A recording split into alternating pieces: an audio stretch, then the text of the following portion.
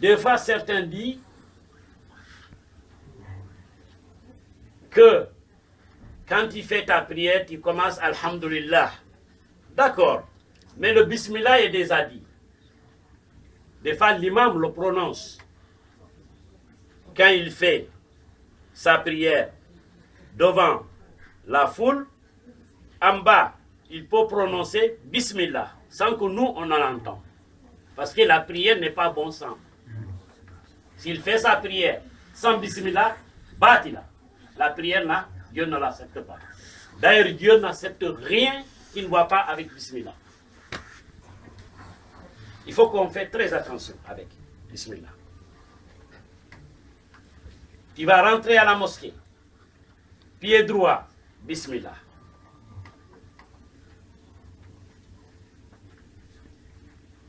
Ton enfant même que tu aimes, tu vas la porter, Bismillah. Donc, Bismillah, c'est quelque chose qu'on ne peut pas en passer. Tout mouvement qui ne va pas avec Bismillah, batila, c'est pas bon.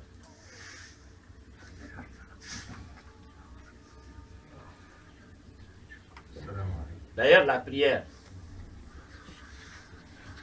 si tu ne lis pas le Fatiha, si tu ne sais pas lire le Fatiha, c'est-à-dire que tu ne l'as pas mémorisé,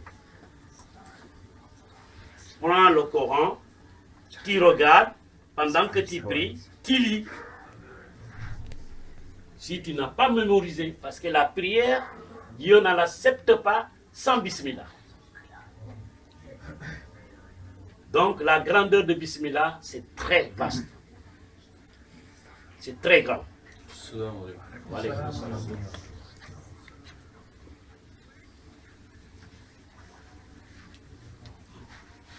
Voilà une grande personnalité qui va venir, Inch'Allah, bientôt.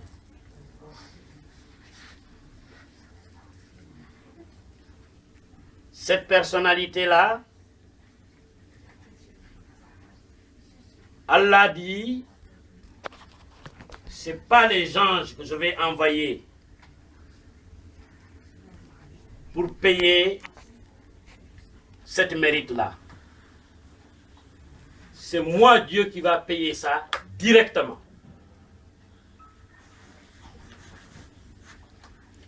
C'est qui cet étranger-là? C'est bientôt, il va venir nous voir. Il va rester avec nous quelque temps. Il va pas.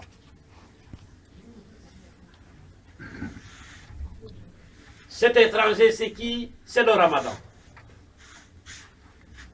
Ça se prépare. Le Ramadan n'est pas pour gêner seulement. On ne va pas manger, on ne va pas boire de l'eau. Seulement, non. Le Ramadan, tes yeux doivent gêner. Ça que tu regardes pendant le Ramadan. Tes oreilles doivent écouter quelque chose de bien pendant le Ramadan. Tes pieds, là où il doit aller pendant le Ramadan, il faut le choisir. Ta main, c'est pareil. Toute matière qui est sur toi, c'est pareil. Donc le Ramadan, ce n'est pas pour gêner seulement. On ne va pas manger. Le plus pire, c'est la langue. Quelqu'un a jeûné depuis le matin jusqu'à le soir. Il n'a rien comme mérite parce qu'il restait là que parler de mal avec sa langue. Donc le Ramadan, ça se prépare. J'ai Omar qui n'a pas à manger. J'accepte. Date. Les dates là. Je ouvre. Je prends une date. Je donne à Omar. C'est une mérite. J'invite Omar chez moi à manger. C'est une mérite. Je prépare chez moi. Je l'amène à la mosquée. C'est une mérite. Je vais vous dire. Le manger, l'okhma qui te donne à un musulman ou quelle que soit la personne, est mieux que de construire une mosquée. Donner à manger à quelqu'un, c'est mieux que de construire une mosquée. Donc si tu peux le faire encore pendant le Ramadan, c'est mieux encore. Après le Ramadan aussi, tu peux le faire. Très important. Très important pour les musulmans et non musulmans même. Le cœur là, le cœur. Le prophète sallallahu alayhi wa sallam a dit, il y a quelque chose sur être humain. Si c'est bon, tout est bon. Mais s'il est gâté, tout est gâté. On lui demande c'est quoi? Il a dit c'est le cœur. Donc le cœur doit être propre.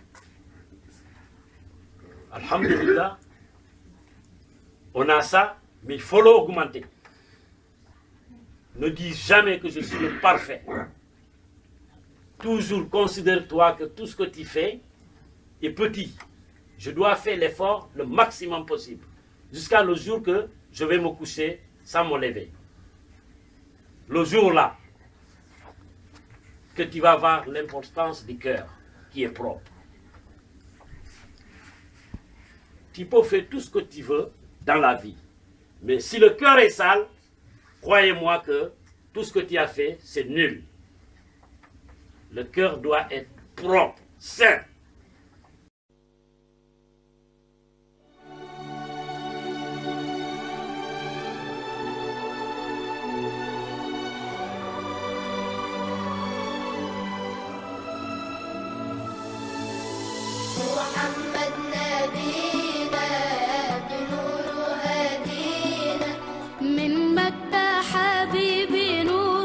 سطع المدينة صلى صلاته حلت صفاته يا بخت اللي في ظله ماشي يشفع له في مماته محمد نبينا بنوره هدينا من مكة حبيبي نوره سطع المدينة.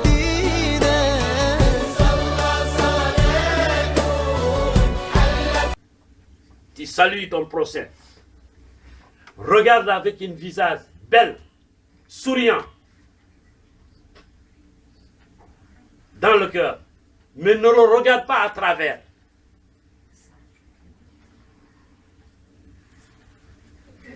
Tu le salues, salue-le correctement, bien. Parce que Dieu qui t'a dit dans le Coran, quand vous saluez, il faut saluer bien.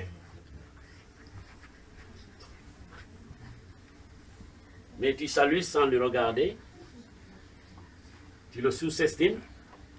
Non. Ça, c'est pas l'islam. Aimer ton prochain comme toi-même. Car ton islam ne peut pas être complet si tu n'aimes pas ton prochain comme tu t'aimes toi-même. La yu'min ahadukum hatta yuhibba li akhihi ma yuhibba li nafsi. Votre croyance ne peut pas être complète. Jamais, jamais.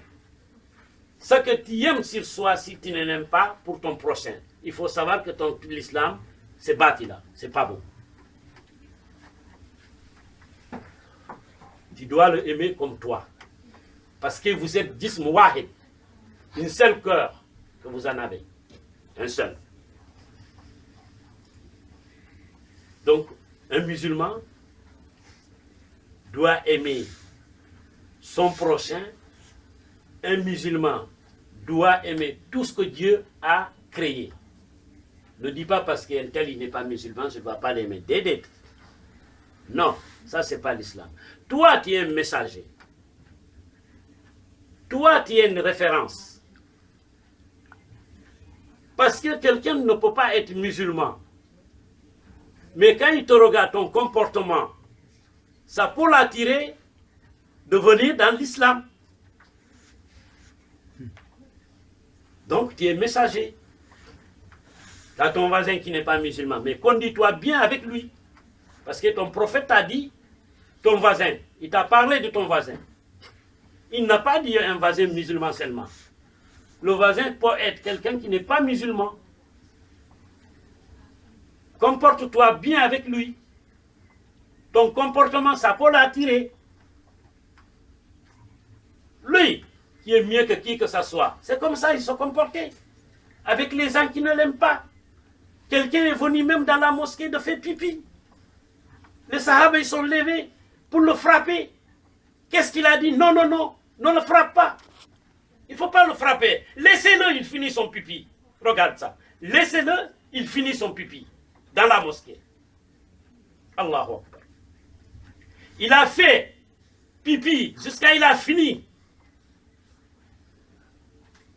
Il a appelé les Sahaba, amenez l'eau, lavez. Le gars, il regarde. Mais comment je fais pipi comme ça? Tu m'as laissé faire mon pipi jusqu'à finir mon pipi. Tu as dit qu'il faut qu'on me laisse finir mon pipi. Pourquoi tu as fait ça?